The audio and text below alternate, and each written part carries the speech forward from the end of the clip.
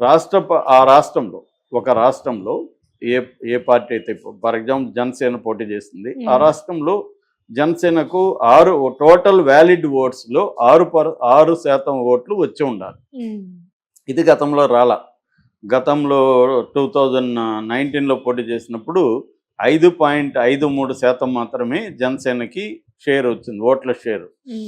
అది రావడంతో పాటు 2 సీట్లు కూడా రావాలి. టోటల్ సీట్లలో 2 రావాలి. 2 రాలి, అప్పుడు ఒకటే వచ్చింది. కాబట్టి జనసేనకి అప్పుడు ఇవ్వలేదు. అయితే ఇప్పుడేమైంది, జనసేనకి టోటల్గా 21 సీట్లు వచ్చినాయి. పర్సంటేజ్ కూడా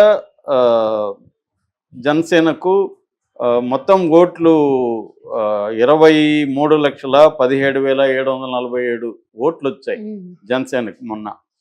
ఎందుకంటే అది పోటీ చేసిందే 21 స్థానాల్లో కదా. 21 స్థానాల్లో పోటీ చేసినప్పటికి కూడా 23 లక్షల పైన ఓట్లు వచ్చాయి. 6.8% కూడా వచ్చాయి. అంటే ఇది క్రైటీరియా మీట్ అయిపోయింది. 6% కంటే ఎక్కువ ఓట్లు వచ్చాయి, 2 సీట్ల కంటే ఎక్కువ సీట్లు వచ్చాయి, 21 సీట్లు వచ్చాయి. కాబట్టి క్రైటీరియా ఓకే అయిపోయింది, కాబట్టి ఇది ఇచ్చేసింది. రెండవ క్రైటీరియా ఏంటంటే లోక్సభ స్థానాల్లో, ఆ రాష్ట్రంలో లోక్సభ స్థానాల్లో పోటీ చేస్తారు కదా, అందులో అయినా 6% వస్తే చాలు. అట్లాగే 1 సీట్ అన్నా వచ్చి ఉండాలి. అది రెండోది. మూడోది ఏంటంటే టోటల్ సీట్లలో 3% సీట్లు తెచ్చుకోవాలి. అప్పుడు ఈ ఓట్ షేర్ అనేది ఉండదు. 3% సీట్ షేర్ ఉంటే కూడా ఇస్తారు. నాలుగోది అట్లీస్ట్ ఒక ఎంపీ అయినా గెలిచి ఉండాలి. 25 ఎంపీలలో ఒక ఎంపీ గెలిచి ఉండాలి. ఐదవది ఏంటంటే ఇది ఈ మధ్య పెట్టారు, 8% టోటల్ ఓట్ షేర్. ఒక క్యాండిడేట్ గెలవకపోయినా ఓట్ షేర్ 8% ఉన్నా కూడా రికగ్నైజేషన్ ఇస్తారు అన్నమాట. సో ఈ పార్టీకి ఫస్ట్ క్రైటీరియానే మీట్ అయిపోయింది. ఇది జనసేన 6.8% ఓట్ షేర్ వచ్చింది, 21 సీట్లు గెలుచుకుంది. కాబట్టి జనసేనకు రికగ్నిషన్ అనేది నిన్ననే డిక్లేర్ చేశారు సెంట్రల్ ఈసీ, ఎలక్షన్ కమిషన్. అయితే దీనివల్ల లాభం ఏంటంటే రికగ్నైజ్ అయితే పార్టీలకి ఏంటంటే రికగ్నైజ్డ్ పార్టీలకి కొన్ని సపరేట్గా ప్రివిలేజెస్ ఉంటాయి. అంటే కొన్ని ప్రమోషన్లు చేసుకోవచ్చు, తర్వాత వాళ్ళు స్టార్ క్యాంపెయినర్ని ఎక్కువ మందిని పెట్టుకోవచ్చు, తర్వాత ఏ నిర్ణయాలు తీసుకోవాలన్నా ఎలక్షన్ కమిషన్ మీటింగ్స్ పెట్టినప్పుడు వీళ్ళని కన్సల్ట్ చేస్తారు.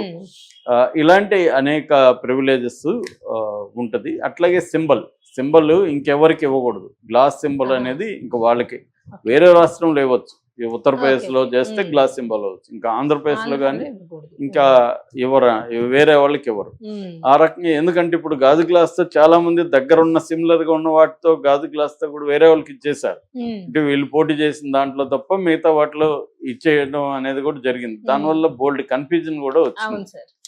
సో అందుకని గాజు గ్లాస్ ఇప్పుడు పర్మనెంట్గా ఉంది కాబట్టి మామూలుగానే పవన్ కళ్యాణ్ గాజు గ్లాస్ని ప్రతి సినిమాలో కూడా ఏదో ఒక రకంగా ఆయన ప్రమోట్ చేస్తూ ఉంటాడు.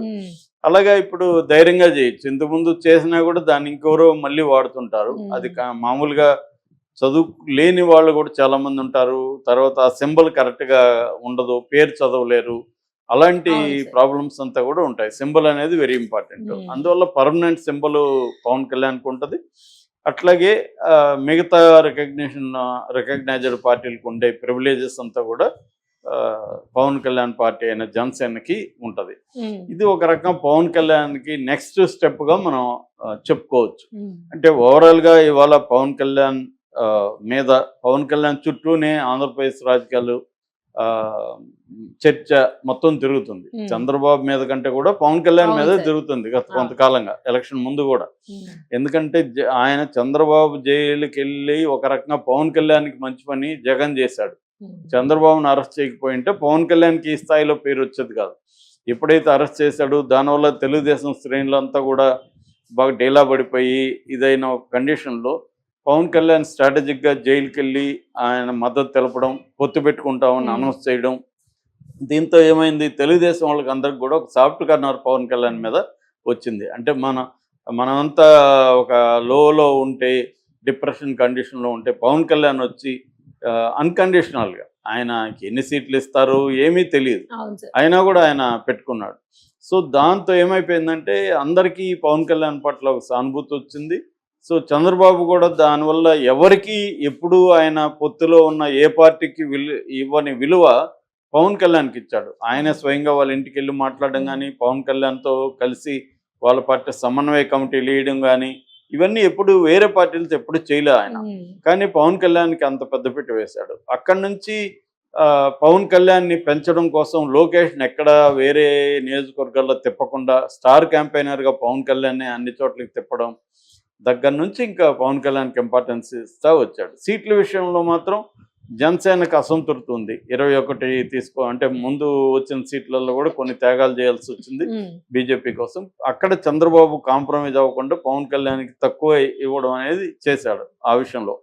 కానీ పవన్ కళ్యాణ్కి వ్యక్తిగతంగా ఇంపార్టెన్స్ ఇవ్వడం మాత్రం చంద్రబాబు స్ట్రాటజీగా చేశాడు. దాని తర్వాత గవర్నమెంట్ వచ్చిన తర్వాత నిజానికి పవన్ కళ్యాణ్ హెల్ప్ కానీ, ఇటు బీజేపీ హెల్ప్ కానీ అవసరం లేని కంప్లీట్ మెజారిటీ చంద్రబాబుకు ఉంది. 134 సీట్లు వచ్చాయంటే చాలా చాలా బ్రహ్మాండమైన మెజారిటీ.